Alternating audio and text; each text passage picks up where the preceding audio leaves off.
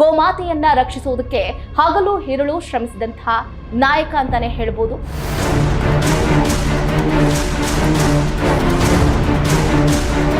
ನಾವು, ನೀವು, ಸಮಾಜ, ಜನ, ನಾವು ಯಾರೂ ಗೋರಕ್ಷಕರಲ್ಲ.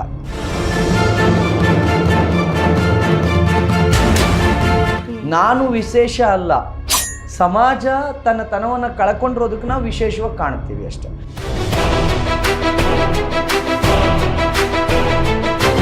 ಧರ್ಮಸ್ಥಳದ ಪರವಾಗಿ, ಧರ್ಮದ ಪರವಾಗಿ, ಹಾಗೆ ವೀರೇಂದ್ರ ಹೆಗ್ಗಡೆ ಅವರ ಪರವಾಗಿ ಇದ್ದೀರಿ. ಯಾಕೆ ಸೌಜನ್ಯ ಪ್ರಕರಣದಲ್ಲಿ ನೀವು ಸೌಜನ್ಯ ಪರವಾಗಿ ಇಲ್ಲ ಅನ್ನೋದು?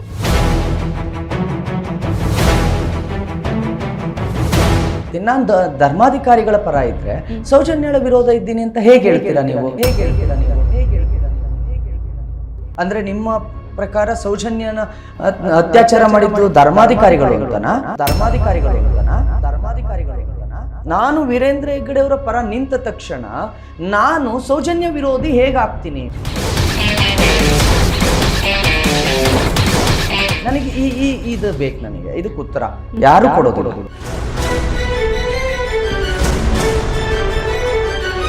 ಈಗ ಪ್ರಶ್ನೆಗೆ ಉತ್ತರ ಇದ್ದೇ ಇರುತ್ತೆ, ಬಟ್ ಕೆಲವೊಬ್ರು ಕೊಡ್ತಾರೆ. ಹೆಗ್ಗಡೆ ಅವರು ಪೂಜ್ಯರು ನಡ್ಕೊಂಡು ಹೋಗಿದ್ರಲ್ಲ, ಆ ಜಾಗವನ್ನು ಮುಟ್ಟು ನಮಸ್ಕಾರ ಮಾಡಿಕೊಂಡಂತ ಪರಂಪರೆ ನಮ್ದು. ನಾವು ಹಾಗೆ ನಡ್ಕೊಂಡು ಬಂದವರು. ಏಕಾಏಕಿ ಹೇಗೆ ನಂಬಲಿ? ಆಧಾರ ರಹಿತವಾಗಿ ನನ್ನ ನಂಬಿಕೆ ಸುಳ್ಳಲ್ಲ ಅಲ್ವಾ? ನಾನು ಹೇಳ್ತಾ ಇರೋದು ಕನಿಷ್ಠ FIR ಮಾಡಿ ವೀರೇಂದ್ರ ಹೆಗ್ಗಡೆ ಅವ್ರ ಮೇಲೆ.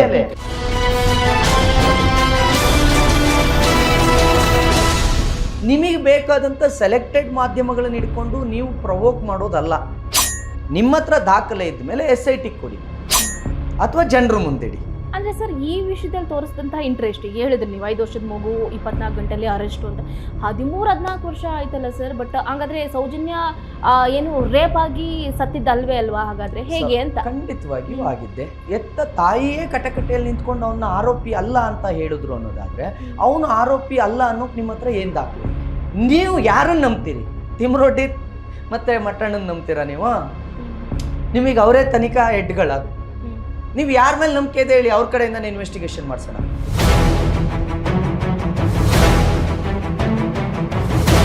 ವೀರೇಂದ್ರ ಹೆಗ್ಗಡೆ ಅವರು ಇವರಿಗೆ ಲಕ್ಷ ಹಣವನ್ನ ಕಳಿಸ್ತಾ ಇದ್ದಾರೆ, 10 ಲಕ್ಷ 5 ಲಕ್ಷ ಅಮೌಂಟ್ ಬಂದು ಬೀಳ್ತಾ ಇದೆ ಅಂತ ಹೇಳ್ತಾರೆ. ಹಣ ಸಂಪಾದನೆಯೇ ನಮ್ಮ ಗುರಿಯಾಗಿದ್ದಿದ್ರೆ ನಮಗೆ ಬೇರೆ ಜಾಗ ಇತ್ತು.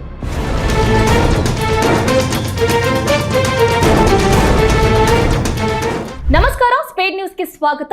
ನಾನು ಚಂದ್ರಕಲಾ ಗೋವಿಂದಪ್ಪ. ವೀಕ್ಷಕರೇ, ಇವತ್ತು ನಮ್ಮ ಕಾರ್ಯಕ್ರಮದಲ್ಲಿ ನಿಜಕ್ಕೂ ಕೂಡ ಸಾರ್ಥಕತೆಯನ್ನ ಮೆರೆದಂತಹ ವ್ಯಕ್ತಿ ಅಂತಾನೆ ಹೇಳ್ಬೋದು. ಗೋ ರಕ್ಷಕರು. ಸಾಮಾಜಿಕ ಜಾಲತಾಣದಲ್ಲಿ ಇವರ ಬಗ್ಗೆ ಕೇಳಿರ್ತೀರಿ, ನೋಡಿರ್ತೀರಿ. ಗೋಮಾತೆಯನ್ನ ರಕ್ಷಿಸುವುದಕ್ಕೆ ಹಗಲು ಹಿರುಳು ಶ್ರಮಿಸಿದಂತಹ ನಾಯಕ ಅಂತಾನೆ ಹೇಳ್ಬೋದು.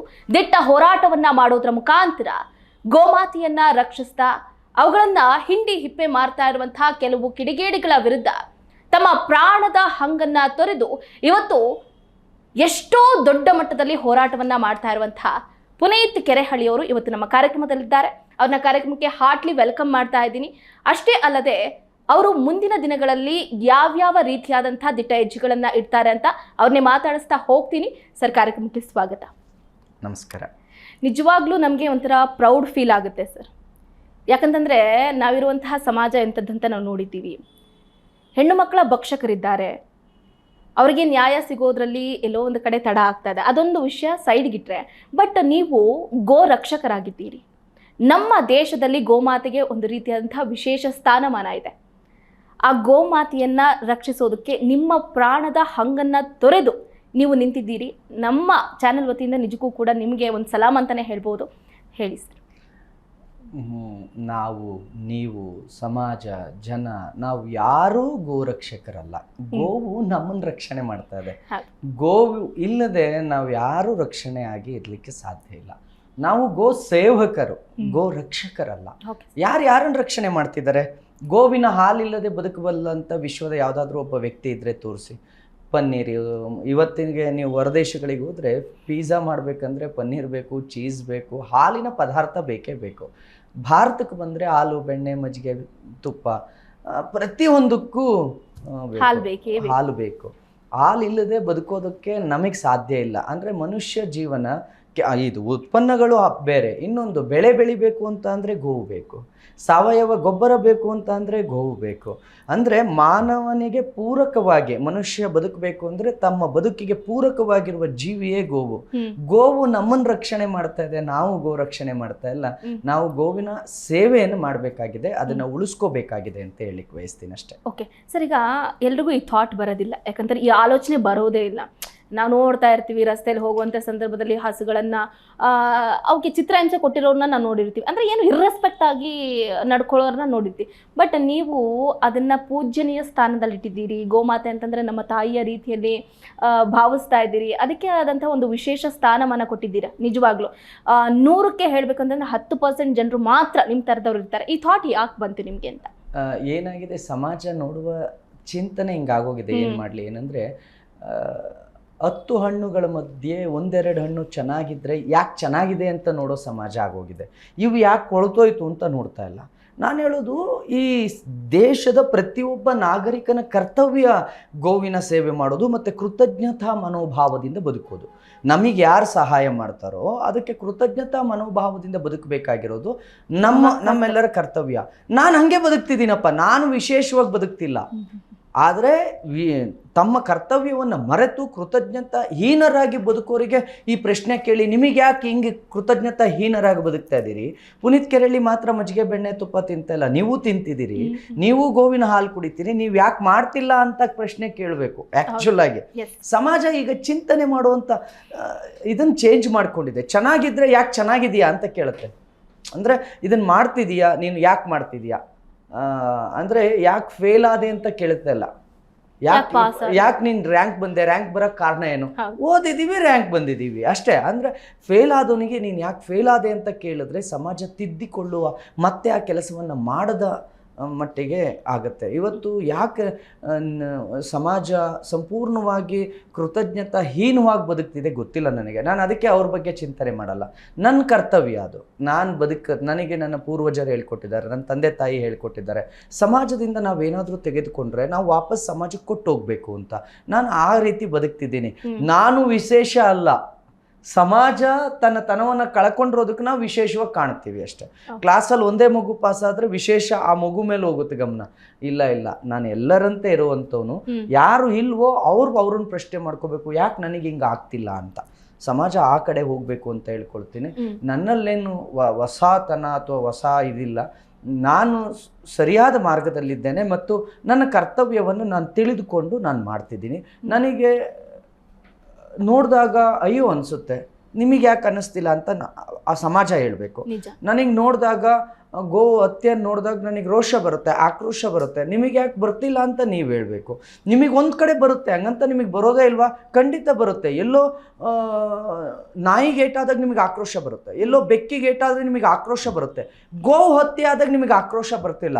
ನಿಮ್ಮಲ್ಲಿ ಬದಲಾವಣೆ ಇದೆಯೇ ಹೊರತು ನನ್ನಲ್ಲಲ್ಲ. ನನ್ನಲ್ಲಿ ಗೋವು ಎಲ್ಲ ಪ್ರಾಣಿಗಳಿಗೂ ಕೂಡ ಯಾವುದು ನಮಗೆ ಪೂರಕವಾಗಿದೆಯೋ ಆ ಪ್ರಾಣಿಗಳೆಲ್ಲವನ್ನು ನೋಡಿದಾಗಲೂ ನನಗೆ ಅದೇ ಸೇಮ್ ಒಂದು ಭಾವನೆ ಇದೆ. ಗೋವಿಗೆ ಮಹತ್ವವನ್ನು ಹೆಚ್ಚು ಈ ದೇಶ ಕೊಟ್ಟಿದೆ, ಈ ರಾಷ್ಟ್ರ ಕೊಟ್ಟಿದೆ, ಋಷಿ ಮುನಿಗಳು ಕೊಟ್ಟಿದ್ದಾರೆ, ಈ ಪರಂಪರೆ ಕೊಟ್ಟಿದೆ. ಅದನ್ನು ನಾನು ಫಾಲೋ ಮಾಡ್ತಾ ಇದ್ದೀನಿ ಅಷ್ಟೇ. ಆ ದಾರಿಯಲ್ಲಿ ನೀವು ನಡೀತಾ ಇದ್ದೀರಾ. ಓಕೆ ಸರ್, ಈಗ ನೀವು ಹೇಳಿದ್ರಿ ಗೋರಕ್ಷಕರು ಓಕೆ, ಬಟ್ ಪುನೀತ್ ಕೆರೆಹಳ್ಳಿಯವರು ಈಗ ಇತ್ತೀಚಿನ ದಿನಗಳಲ್ಲಿ ಅಲ್ಲ, ಸಾಕಷ್ಟು ದಿನಗಳಿಂದಲೂ ಕೂಡ ಒಂದು ವಿಷಯದಲ್ಲಿ ಬಹಳ ದೊಡ್ಡ ಮಟ್ಟದಲ್ಲಿ ಸದ್ದುಗದ್ದಲವನ್ನು ಉಂಟು ಮಾಡ್ತಾ ಇದೆ. ಅದೇ ಧರ್ಮಸ್ಥಳದ ಸೌಜನ್ಯ ಪ್ರಕರಣದಲ್ಲಿ. ನಾನೀಗಾಗಲೇ ಕೇಳಿದ್ದೀನಿ ಈ ಪ್ರಶ್ನೆಗಳನ್ನು, ಬಟ್ ಕೆಲವೊಂದಷ್ಟು ಜನರು ಮಾತ್ರ, ಅಂದರೆ ಇನ್ಕ್ಲೂಡಿಂಗ್ ಯು, ನೀವೇನಿದ್ದೀರಿ ಧರ್ಮಸ್ಥಳದ ಪರವಾಗಿ, ಧರ್ಮದ ಪರವಾಗಿ, ಹಾಗೆ ವೀರೇಂದ್ರ ಹೆಗ್ಡೆಯವರ ಪರವಾಗಿ ಇದ್ದೀರಿ. ಯಾಕೆ ಸೌಜನ್ಯ ಪ್ರಕರಣದಲ್ಲಿ ನೀವು ಸೌಜನ್ಯ ಪರವಾಗಿ ಇಲ್ಲ ಅನ್ನೋದು ಪ್ರಶ್ನೆ. ನೋಡಿ, ನಾವು ಯಾರ್ದೋ ಪರ ಇದ್ದೀವಿ ಅಂದರೆ ಮತ್ತೊಬ್ಬರ ವಿರೋಧ ಇದ್ದೀವಿ ಅಂತ ಅರ್ಥ ಅಲ್ಲ. ನಾನು ವೀರೇಂದ್ರ ಹೆಗ್ಗಡೆಯವರ ಪರ ಇದ್ದೀನಿ ಅಂದರೆ ಸೌಜನ್ಯಾಳ ವಿರುದ್ಧ ಇದ್ದೀನಿ ಅಂತ ಯಾರು ಹೇಳ್ತಾರಲ್ಲ, ಈಗ ನಾನು ಸುಮ್ಮನೆ ಆ ಪ್ರಶ್ನೆ ನಿಮ್ಮದೇ ಅಂತ ಅನ್ಕೊಳ್ಳೋಣ. ಈಗ ನಾನು ನಿಮ್ಮನ್ನು ಕೇಳ್ತೀನಿ, ನಾನು ಧರ್ಮಾಧಿಕಾರಿಗಳ ಪರ ಇದ್ದರೆ ಸೌಜನ್ಯಾಳ ವಿರೋಧ ಇದ್ದೀನಿ ಅಂತ ಹೇಗೆ ಹೇಳ್ತೀರಾ ನೀವು? ಅಂದರೆ ನಿಮ್ಮ ಪ್ರಕಾರ ಸೌಜನ್ಯನ ಅತ್ಯಾಚಾರ ಮಾಡಿದ್ದು ಧರ್ಮಾಧಿಕಾರಿಗಳು ಅಂತನಾ? ಅಂದ್ರೆ ನೀವು ಹೇಳ್ತೀರಿ ಇಲ್ಲ ನಾವು ಹಂಗೆ ಆರೋಪ ಮಾಡಿಲ್ಲ. ಸಮಾಜ ಹೇಳುತ್ತೆ ಇಲ್ಲ ನಾವು ಧರ್ಮಾಧಿಕಾರಿಗಳ ಮೇಲೆ ಆರೋಪ ಮಾಡಿಲ್ಲ. ಮತ್ತು ನಾನು ಧರ್ಮಾಧಿಕಾರಿಗಳ ಪರ ಇದ್ದೀನಿ. ನಾನು ವೀರೇಂದ್ರ ಹೆಗ್ಗಡೆಯವರ ಪರ ನಿಂತ ತಕ್ಷಣ ನಾನು ಸೌಜನ್ಯ ವಿರೋಧಿ ಹೇಗಾಗ್ತೀನಿ? ನನಗೆ ಇದು ಬೇಕು, ನನಗೆ ಇದಕ್ಕೆ ಉತ್ತರ ಯಾರು ಕೊಡೋದಿಲ್ಲ. ಸರ್ ಈಗ ಓಕೆ ಸರ್, ಈಗ ಪ್ರಶ್ನೆಗೆ ಉತ್ತರ ಇದ್ದೇ ಇರುತ್ತೆ, ಬಟ್ ಕೆಲವೊಬ್ರು ಕೊಡ್ತಾರೆ, ಕೆಲವೊಬ್ರು ಕೈಲಿ ಕೊಡೋಕ್ಕಾಗದೇ ಇರಬಹುದು. ಬಟ್ ಇಲ್ಲಿ ಏನಂತಂದ್ರೆ ಇಡೀ ರಾಜ್ಯದ ಜನತೆ, ನಮ್ಮ ರಾಜ್ಯ ಅಷ್ಟೇ ಅಲ್ಲದೆ ಹೊರ ರಾಜ್ಯ, ಹೊರ ದೇಶಗಳಲ್ಲೂ ಕೂಡ ಇದು ದೊಡ್ಡ ಮಟ್ಟದಲ್ಲಿ ಸೌಂಡ್ ಮಾಡ್ತಿದೆ. ಸೊ ಬಟ್ ಇಲ್ಲಿ ಇರುವಂತಹ ಧರ್ಮಸ್ಥಳದ ಜನತೆ ಆಗಿರ್ಬೋದು, ಇಡೀ ಕರ್ನಾಟಕದ ಜನತೆ ಆಗಿರ್ಬೋದು, ವೀರೇಂದ್ರ ಹೆಗಡೆ ಅವರನ್ನ, ಅವರ ಕುಟುಂಬದವರನ್ನ ಬೊಟ್ಟು ಮಾಡಿ ತೋರಿಸ್ತಾ ಇದ್ದಾರೆ. ಬಟ್ ನೀವ್ ಯಾಕೆ ಅದರ ಪರವಾಗಿ ಇದ್ದೀರಾ? ಯಾಕೆ ಅದನ್ನ ಒಪ್ಕೊಳ್ತಾ ಇಲ್ಲ? ಒಪ್ಪಿಕೊಳ್ಳೋದಕ್ಕೆ ನೋಡಿ, ಈ ದೇಶದ ಕಾನೂನು ಮತ್ತು ಸಂವಿಧಾನ ಒಂದು ಕಡೆ ಆದ್ರೆ ನನ್ನ ನೆಲದ ಧರ್ಮ ಮತ್ತು ಸಂಸ್ಕಾರ ಒಂದ್ ಕಡೆ. ನಾವು ವೀರೇಂದ್ರ ಹೆಗ್ಗಡೆಯವರು ನಡ್ಕೊಂಡು ಹೋದ್ರೆ, ಆ ನಡೆದ ಜಾಗವನ್ನು ನನ್ನ ನಮ್ಮ ಅಪ್ಪ ಕರ್ಕೊಂಡು ಹೋದ್ರೆ, ಹೆಗ್ಗಡೆಯವರು ಪೂಜ್ಯರು ನಡ್ಕೊಂಡು ಹೋಗಿದ್ರಲ್ಲ, ಆ ಜಾಗವನ್ನು ಮುಟ್ಟು ನಮಸ್ಕಾರ ಮಾಡ್ಕೊಂಡಂತ ಪರಂಪರೆ ನಮ್ದು. ನಾವು ಹಾಗೆ ನಡ್ಕೊಂಡು ಬಂದವರು. ಏಕಾಏಕಿ ಹೇಗೆ ನಂಬಲಿ? ಆಧಾರ ರಹಿತವಾಗಿ ನನ್ನ ನಂಬಿಕೆ ಸುಳ್ಳಲ್ಲ ಅಲ್ವಾ? ನಾನು ನಾಮಕೋಸ್ತಿಗೆ ಆ ನಂಬಿಕೆ ಇಟ್ಕೊಂಡವನಲ್ಲ, ಪೂಜ್ಯರು ಅಂತಾನೆ ಭಾವನೆ ಮಾಡಿದವನು. ನಾನು ನನ್ನ ತಂದೆ ತಾಯಿಗೆ ಎಷ್ಟು ಗೌರವ ಕೊಡ್ತೀನೋ, ನನ್ನ ಧರ್ಮಕ್ಕೂ ಅಷ್ಟೇ ಗೌರವ ಕೊಡ್ತೀನಿ. ನನಗೆ ಅವ್ರ ಮೇಲೆ ಅಪನಂಬಿಕೆ ಬರಬೇಕು ಅಂದ್ರೆ, ನನಗೆ ಅವ್ರ ಮೇಲೆ ಅನುಮಾನ ಬರಬೇಕು ಅಂದ್ರೆ, ನೀವು ಒಂದಾದ್ರೂ ಪ್ರೂವ್ ಮಾಡಿ ಅವ್ರ ಮೇಲೆ ಕೇವಲ ಒಂದು ಆರೋಪವನ್ನು ಹೊರಿಸಿ. ಒಬ್ಬನ ಮೇಲೆ ಆರೋಪ ಹೊರಿಸೋದು ಅಂದ್ರೆ ಬರೀ ಹೇಳೋದಲ್ಲ, ಜಸ್ಟ್ ಒಂದು ದಾಖಲೆ, ಒಂದು FIR ಮಾಡಿದ್ರೆ ಅದನ್ನ ಆರೋಪ ಅನ್ಬೋದು. ನಮ್ಮ ದೇಶದ ಕಾನೂನು ಮತ್ತು ಸಂವಿಧಾನದಲ್ಲಿ ಒಬ್ಬ ವ್ಯಕ್ತಿಯ ಮೇಲೆ ಆರೋಪ ಮಾಡಬೇಕು ಅಂದ್ರೆ ಒಂದಾದ್ರೂ ದಾಖಲೆ ಹಿಡ್ಕೊಂಡು ಒಂದು FIR ಮಾಡಿ. ಈಗ ನೀವು ಇಲ್ಲಿ ಕುಳಿತಿದ್ದೀವಿ, ನೀವು ಇಲ್ಲಿ ಕುಳಿತಿದ್ದೀವಿ, ಈ ಕುಳಿತಿದ್ದೀವಿ ಅನ್ನೋ ಘಟನೆ ಇಟ್ಕೊಂಡು ನೀವು ಬಸವನಗುಡಿ ಸ್ಟೇಷನ್ಗೆ ಹೋಗಿ ಪುನೀತ್ ಕೆರೆಹಳ್ಳಿ ನನಗೇನೋ ಕೆಟ್ಟದಾಗೇನೋ ಮಾಡ್ದ ಅಂತನೋ ಅಥವಾ ಮತ್ತೇನೋ ಹೇಳಿದ್ರೆ ಅವ್ರು FIR ಹಾಕ್ತಾರೆ. ಯಾಕೆ ಅಂದರೆ ನೀವು ಇಲ್ಲಿ ಇದ್ದೀರಿ ಅನ್ನೋ ಕಾರಣವೇ ಮೊದಲನೇದು. ಒಂದು ಆರೋಪ ಅಷ್ಟೇ, ಅದು ಸಾಬೀತಾಗೋದು ಕೋರ್ಟ್ನಲ್ಲಿ. ಆದರೆ ನೀವು ಇಲ್ಲಿ ಇಲ್ಲದೆ ಇದ್ದಿದ್ರೆ ನನ್ನ ಮೇಲೆ ಆರೋಪ ಮಾಡ್ಲಿಕ್ಕೆ ಆಗ್ತಿತ್ತಾ? ಪೊಲೀಸ್ ಸ್ಟೇಷನ್ಗೆ ಹೋದ್ರೆ ಕಂಪ್ಲೇಂಟ್ ತಗೊಳ್ಳೋದಿಲ್ಲ. ನಾನು ಹೇಳ್ತಾ ಇರೋದು ಕನಿಷ್ಠ FIR ಮಾಡಿ ವೀರೇಂದ್ರ ಹೆಗ್ಗಡೆ ಅವ್ರ ಮೇಲೆ. ಅಂದ್ರೆ ಈಗ FIR ಮಾಡದೆ ಗಿರೀಶ್ ಮಟ್ಟಣ್ಣನವರು, ಆಮೇಲೆ ತಿಮ್ರೋಡಿ ಅವರು, ಸಮೀರ್ MD ಅವರು ದಾಖಲೆಗಳಿಲ್ಲದೆ ಇಷ್ಟೊಂದೆಲ್ಲ ಮಾತಾಡ್ತಾ ಇದ್ದಾರೆ. ನಾವು ಅದನ್ನೇ ಕೇಳ್ತಾ ಇರೋದು. ಮೊಬೈಲ್ ಇಟ್ಕೊಂಡು ಈ ಮೊಬೈಲ್ ನಲ್ಲಿ ದಾಖಲೆ ಇದೆ ಅಂತೀರಿ, ನನ್ನ ಜೋಬಿನಲ್ಲಿ ದಾಖಲೆ ಇದೆ ಅಂತೀರಿ, ಯಾಕೆ ಇಟ್ಕೊಂಡಿದ್ದೀರಿ? ಇವತ್ತು ಧರ್ಮಸ್ಥಳದಲ್ಲಿ ರಾಜ್ಯದ ಎಲ್ಲ ಪ್ರತಿಷ್ಠಿತ ಮಾಧ್ಯಮಗಳು ಇದಾವೆ. ನೀವು ಕರೆದ್ರೆ ಈ ಕ್ಷಣ ಬರ್ತಾವ. ಮತ್ತು ಪ್ರತಿಷ್ಠಿತ ಮಾಧ್ಯಮ ಒಂದು ನಿಮ್ಮನ್ನೂ ಕರೀತು ಬನ್ನಿ ಅಂತ, ನೀವು ರೆಡಿನೇ ಇಲ್ಲ. ಮತ್ತೆ ಹೇಳ್ತೀರಿ ಮೈನ್ ಸ್ಟ್ರೀಮ್ ಮೀಡಿಯಾಗಳು ಬೇಡ ನಮಗೆ ಅಂತ.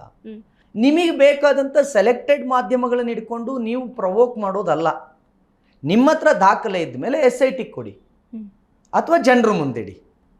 ಈಗ ನನಗೂ ಒಂದು ಬಂತು, ನನ್ನ ಹತ್ರ ದಾಖಲೆ ಸಿಕ್ತು, ನಾನು ಸೀದಾ ತಗೊಂಡು ಇದೇ ಗೌರ್ಮೆಂಟ್ನಲ್ಲಿ ಇದೇ ಪೊಲೀಸರನ್ನ ಬೈಕೊಂಡಿರೋ ನಾನು, ಒಂದು ಹೆಣ್ಣು ಮಗು ವಿಚಾರ ಬಂದ ತಕ್ಷಣ, 5 ವರ್ಷದ ಒಳಗಿನ ಹೆಣ್ಮಗು ವಿಚಾರ ಬಂದ ತಕ್ಷಣ ನಾನು ಪೊಲೀಸ್ನ ನಂಬ್ತೀನಿ. ಯಾಕೆ ಅಂತ ಅಂದರೆ, ಪೊಲೀಸ್ನವರು ಸರ್ಕಾರಕ್ಕೆ ಮತ್ತು ವ್ಯವಸ್ಥೆಗೆ ಎಷ್ಟೇ ಅಧೀನರಾಗಿದ್ರೂ ಕೂಡ ಇಂಥ ವಿಚಾರದಲ್ಲಿ ಸೂಕ್ಷ್ಮತೆ ಪ್ರತಿಯೊಬ್ಬ ಮನುಷ್ಯನಿಗೂ ಇರುತ್ತೆ.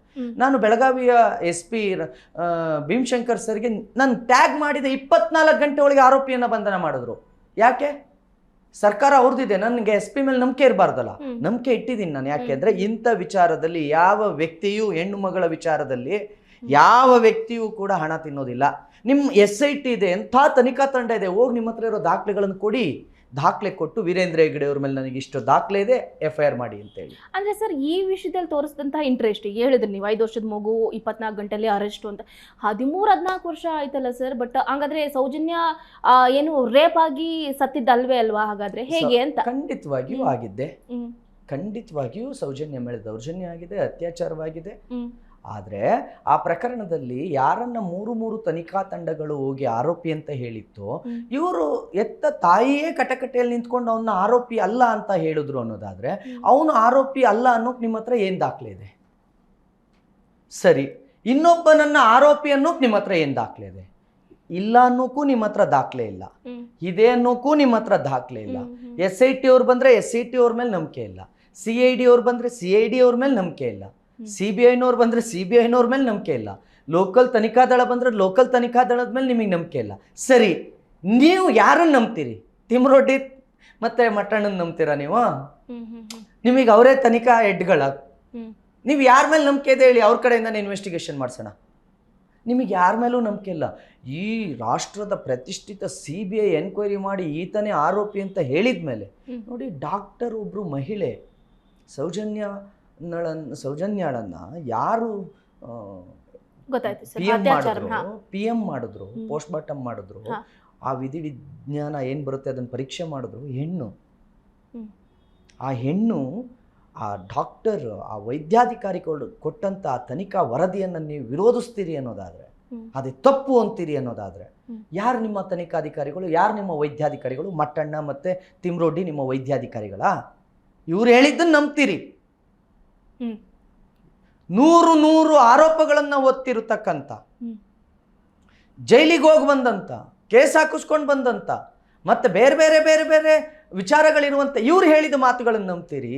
ಯಾವುದೇ ಆರೋಪ ಇಲ್ಲದ ಒಬ್ಬ ವೈದ್ಯಾಧಿಕಾರಿಗಳು ಹೇಳಿದ ಮಾತನ್ನು ಯಾಕೆ ನಂಬಲ್ಲ ನೀವು? ಮತ್ತು ನನಗೆ ಬಂದು ನ್ಯಾಯ ಕೊಡಿಸಿ ಅಂದರೆ ಏನು ಕೊಡಿಸೋಣ? CBIಗಿಂತ ದೊಡ್ಡೋಣ ನಾನು? CBI ಹೇಳಿರೋ ಆರೋಪಿಯನ್ನು ನೀವು ಆರೋಪಿ ಅಲ್ಲ ಅನ್ನೋದಕ್ಕೆ ನಿಮ್ಮ ಹತ್ರ ಒಂದು ದಾಖಲೆ ಕೊಡಿ ನನಗೆ. ಇಲ್ಲ ನಿಮ್ಮ ಹತ್ರ ದಾಖಲೆ. ಮತ್ತು ಕೋರ್ಟ್ನಲ್ಲಿ ನಿಂತ್ಕೊಂಡು ಯಾರು ನೀವು ಆರೋಪ ಮಾಡಬೇಕು ಅವರೇ ಆರೋಪ ಮಾಡಲಿಲ್ಲ ಅಂದರೆ ಸಾಕ್ಷಿ ಅಂತ ಕೊಟ್ಟಿರ್ತೀರಿ. ಈಗ ನಿಮ್ಮ ಜೊತೆಗೆ ಬಂದಿರೋ ಇಬ್ಬರನ್ನ ಸಾಕ್ಷಿ ಅಂತ ಕೊಡ್ತೀರಿ. ಇವರೇ ಸಾಕ್ಷಿಗಳೇ ಬಂದು ನಿಂತ್ಕೊಂಡು ಅಲ್ಲೇನೂ ನಡೆದಿಲ್ಲ ಅಂತ ಅಂದರೆ ತಾಯಿನೇ ನಿಂತ್ಕೊಂಡು ಹೇಳಿದಾಗ ನಾವೇನು ಮಾಡೋಣ? ಇನ್ನು ನಾವು ಮಂಜುನಾಥ ಒಬ್ಬನೇ ಕೊಡಬೇಕು ನೋಡಿ. ಯಾರು ಅತ್ಯಾಚಾರ ಮಾಡಿದ್ನೋ ಅವನ್ನ ಕ್ಷೇತ್ರ ಬಿಟ್ಟು ಹೋಗದಂತೆ ಅಣ್ಣಪ್ಪ ಕಾಯ್ದಿದ್ದ. ತನ್ನ ಕ್ಷೇತ್ರದ ಮಡಿಲಲ್ಲೇ ಅವನನ್ನು ಇಟ್ಕೊಟ್ಟಿದ್ದ. ಆದರೆ ನೀವೇನು ಮಾಡಿದ್ರಿ? ಕೈ ಬಿಟ್ರಿ. ಮತ್ತು ಬಂದು ನಾಡಿನ ಜನರ ಮುಂದೆ ಅನುಕಂಪ ಬೇರೆ, ಸೌಜನ್ಯಾಳಿಗೆ ಅನುಕಂಪ ಬೇಕಿಲ್ಲ. ನಾನು ಇವತ್ತು ಹೇಳ್ತೀನಿ, ನ್ಯಾಯ ಬೇಕು, ಬೇಕಿದ್ದಿದ್ದು ನ್ಯಾಯ. ಆದರೆ ನೀವು ನ್ಯಾಯ ಬಿಟ್ಟು ಅನುಕಂಪವನ್ನು ಗಿಟ್ಟಿಸ್ಕೊಳಕ್ಕೆ ಹೋದ್ರಿ. ಈ ನಿಮ್ಮ ಸೌಜನ್ಯ, ಇವರೆಲ್ಲ ಸೌಜನ್ಯ ಲಾಭ ತಗೋಬೇಕಾದ್ರೆ ಹೇಗ್ರಿ ಸುಮ್ಮನಿರ್ತೀರ ನೀವು? ನಿಮ್ಮ ಮಗಳ ಸಾವನ್ನು ಇಲ್ಲಿ ಯಾರೋ ಒಬ್ಬ ತನ್ನ ಲಾಭಕ್ಕೆ ಬಳಸ್ಕೊಳ್ತಾ ಇದ್ದಾನೆ ಅಂತ ಅಂದ ಹೇಗೆ ಸುಮ್ಮನಿರ್ತೀರಿ? ನಾನೆಂತೂ ಸುಮ್ಮನಿರಲ್ಲಪ್ಪ. ಓಕೆ ಸರ್, ಈಗ ಸೌಜನ್ಯ ವಿಷಯದಲ್ಲಿ ಲಾಭ ತಗೊಳ್ತಾ ಇದ್ದೀರಿ ಅಂತ ನೀವು ಹೇಳಿದ್ರಿ. ತುಂಬ ಜನ ಸರ್, ಈಗ ನಿಮ್ಮ ವಿಷಯದಲ್ಲೂ ಕೂಡ ನೀವು ಕೂಡ ಅಂದರೆ ಹೆಂಗೆ ಅಂತಂದರೆ ರೋಲ್ ಕಾಲ್ ಗಿಲಾಕಿ ಇದು ತುಂಬ ಜನ ಹೇಳಿದ್ದಾರೆ. ನೀವಾಗಿರ್ಬೋದು, ಕಿರಿಕೀರ್ತಿಯವರಾಗಿರ್ಬೋದು, ತುಂಬ ಜನರ ಹೆಸರು ಅಂದರೆ ಇವರು ಹೆಂಗೆ ಅಂತಂದರೆ ಟೈಅಪ್ ಆಗೋಗ್ಬಿಟ್ಟಿದ್ದಾರೆ. ವೀರೇಂದ್ರ ಹೆಗ್ಡೆ ಅವರು ಇವರಿಗೆ ಲಕ್ಷ ಹಣವನ್ನು ಕಳಿಸ್ತಾ ಇದ್ದಾರೆ, 10 ಲಕ್ಷ 5 ಲಕ್ಷ ಅಮೌಂಟ್ ಬಂದು ಬೀಳ್ತಾ ಇದೆ ಅಂತ ಹೇಳ್ತಾರೆ. ಸೊ ಇದಕ್ಕೆ ಕ್ಲಾರಿಟಿ ಕೊಡೋದಾದ್ರೆ ಸರ್? ನಾನು ಅದನ್ನೇ ಹೇಳೋದು, ಕನಿಷ್ಠ ಇದಕ್ಕಾದ್ರೂ ದಾಖಲೆ ಕೊಡಿ. ಊಹಾಪೋಹದ ಮಾತುಗಳು ಬೇಡ. ನಾನು ಹೇಳೋದೇನೆಂದರೆ ಇದಕ್ಕಾದ್ರೂ ದಾಖಲೆ ಕೊಡಿ. ಈಗಲ ನಮ್ಮ ಅಕೌಂಟಿಗೆ ಇಷ್ಟು ದುಡ್ಡು ಬಂತು, ಅದಕ್ಕಾದ್ರೂ ಡೀಟೇಲ್ಸ್ ಕೊಡಿ. ನಾನು ಸತ್ಯ ಹೇಳ್ತೀನಿ, ವೀರೇಂದ್ರ ಹೆಗ್ಗಡೆ ಅವ್ರ ಮುಂದೆ ನೇರವಾಗಿ ಇದುವರೆಗೂ ಮಾತೇ ಆಡಿಲ್ಲ. ನಾನು ಹೇಳಿದ್ನಲ್ಲ, ನನ್ನ ತಂದೆಯವರನ್ನು ಹೇಗೆ ನನಗೆ ತೋರಿಸಿದ್ರು ಅಂದರೆ, ಅವ್ರಿಗೆ ಪೂಜ್ಯರು ಹೋಗ್ತಾ ಇದಾರೆ ನೋಡು, ಸೈಡಿಗೆ ನಿಂತ್ಕೊ ಅಂತ ಸೈಡಿಗೆ ನಿಲ್ಲಿಸಿ ಅವ್ರು ಹೋದ್ಮೇಲೆ ನಮಸ್ಕಾರ ಮಾಡ್ಕೊಳ್ತಿದ್ವಿ ಅವ್ರು ನಡೆದಿದ್ದಂಥ ಜಾಗವನ್ನು. ಯಾಕೆ ಅಂದರೆ ಅವರು ಹಾಗೇ ಇದ್ದಾರೆ. ನಾವು ಕೊಡುವ ಭಕ್ತಿ ಮತ್ತು ಗೌರವವನ್ನು ಹಾಗೆ ಉಳಿಸ್ಕೊಂಡಿದ್ದಾರೆ. ಯಾರೋ ಬಂದು ಕೆಸರು ಸಿಕ್ತು ಅಂತ ಹಿಂಗೆ ಎರಚಿಬಿಟ್ರೆ ಅದು ಒಳ್ಳೇದಲ್ಲ ಅಂತ. ಆಮೇಲೆ ಈಗೇನೋ ದುಡ್ಡು ಕೊಡ್ತಾರೆ, ನಾವು ದುಡ್ಡು ಬೇಡ, ಅವರ ದೃಷ್ಟಿ ನಮ್ಮ ಮೇಲೆ ಬಿದ್ದರೂ ಸಾಕು ಅನ್ನೋರು ನಾವು. ಯಾಕೆ ಅಂತ ಅಂದರೆ ನಾವು ಪ್ರತಿಯೊಂದರಲ್ಲೂ ಭಗವಂತನನ್ನು ಕಾಣ್ತೀವಿ. ಗೋವಿನಲ್ಲಿ ಯಾಕೆ ಭಗವಂತನ ಕಾಣ್ತೀವಿ? ಕಲ್ಪವೃಕ್ಷದಲ್ಲಿ ಯಾಕೆ ಭಗವಂತನ ಕಾಣ್ತೀವಿ ಅಂದರೆ ತ್ಯಾಗಮಹಿಗಳು. ಗೋವು ತನಗಾಗಿ ಏನೂ ಮಾಡ್ಕೊಳ್ಳೋದಿಲ್ಲ, ಅದರ ಸಕಲವೂ ಕೂಡ ನೋಡಿ. ಅದಕ್ಕೆ ಮುಂದೆ ನೀವೇನು ಇಡ್ತೀರಿ ತಿನ್ನಲಿಕ್ಕೆ? ನೀವು ತಿಂದು ಬಿಟ್ಟು ಹಾಕಿದಂಥ ಮುಸ್ರೆ ಇಡ್ತೀರಿ. ತಿಂದಿದ್ದೇನು ಕೊಡುತ್ತೆ? ಅಮೃತ ಕೊಡುತ್ತೆ. ಮನುಷ್ಯ ಉಲ್ಟಾ ವಿಷಕ್ಕಾಗ್ತಾನೆ. ಅವ್ನು ತಿಂದಿದ್ದೇ ಏನೋ ಕೊಟ್ಟಿದ್ದೇ ಏನೋ, ಹೌದಲ್ವಾ? ಕಲ್ಪವೃಕ್ಷಕ್ಕೆ ಬನ್ನಿ, ನೀವು ಏನೇ ಮಾಡ್ರಿ ಆ ಕಲ್ಪವೃಕ್ಷದ ಯಾವ ಇದು ಕೂಡ ವೇಸ್ಟ್ ಆಗೋದಿಲ್ಲ. ಹೀಗೆ ಆ ತ್ಯಾಗಮಯಿಗಳಾಗಿ ಬದುಕುವುದನ್ನು ದೇವರು ಅಂತ ಕರೆದಂಥ ಪ್ರಪಂಚ ನಮ್ಮದು. ಹಾಗೆ ತನ್ನನ್ನು ತಾನು ಸಮಾಜಕ್ಕೆ ಅರ್ಪಿಸಿಕೊಳ್ಳುವ ವ್ಯಕ್ತಿ ದೇವಮಾನವ. ಅಂದರೆ ಎಲ್ಲಿಂದನೂ ಹಿಡಿದು ಬಂದಿಲ್ಲ, ಅವನು ಹಿಂಗೆ ಅಂದುಬಿಟ್ರೆ ಏನೋ ಆಗೋಗಲ್ಲ. ತನ್ನನ್ನು ತಾನು ತನ್ನ ಅಷ್ಟೂ ಜೀವನವನ್ನು ಧರ್ಮಕ್ಕಾಗಿ ಮತ್ತು ರಾಷ್ಟ್ರಕ್ಕಾಗಿ ಸಮಾಜಕ್ಕಾಗಿ ಅರ್ಪಿಸಿಕೊಂಡಂಥ ವ್ಯಕ್ತಿ ಹೌದು ವೀರೇಂದ್ರ ಹೆಗ್ಗಡೆಯವರು. ಹಾಗಾಗಿ ನಾವು ಅವ್ರನ್ನ ಕರಿತೀವಿ ದೇವಮಾನವ ಅಂತ. ಯಾಕೆ ಅಂತ ಅಂದರೆ ಯಾವುದು ಮಾನವನಿಂದ ಅಸಾಧ್ಯವೋ ಅದನ್ನು ಸಾಧಿಸಿ ತೋರಿಸಿದವರೆಲ್ಲರೂ ದೇವಮಾನವರೇ. ಅಬ್ದುಲ್ ಕಲಾಂರು ದೇವಮಾನವರೇ ನಮ್ಮ ಪಾಲಿಗೆ. ಯಾಕೆ ಅಂತಂದರೆ ಸಾಮಾನ್ಯ ಮನುಷ್ಯ ಸಾಧಿಸಲಾಗದ್ದು ಅವರು ಸಾಧಿಸಿದ್ದಾರೆ. ನೀವು ದುಡ್ಡು ಕೊಡ್ತಾರೆ ಅಂತ ಹೇಳಿದ್ರೆ ಆಯ್ತು ರೀ, ಕೊಟ್ಟಿದ್ರೆ ಖುಷಿ, ಬನ್ನಿ ನೀವು ನೋಡೋಣ, ಇಸ್ಕೊಳ್ಳಿ ನೋಡೋಣ. ನೀವು ಅದು ಧರ್ಮಸ್ಥಳದ ಪರ ಮಾತಾಡಿಕೊಂಡು ನೋಡ್ರಪ್ಪ ನನಗೂ ಕೊಟ್ಟರು ಈಗ ಅಂತ ದಾಖಲೆ ತೋರಿಸಿ. ನಮಗೆ ಕೊಡ್ತಾ ಇದ್ದಾರಲ್ವಾ, ನೀವು ಮಾತಾಡಿ, ಯಾರನ್ನಾರು ಒಬ್ಬನ ಹೊಸಬನ್ ಕಳಿಸಿ.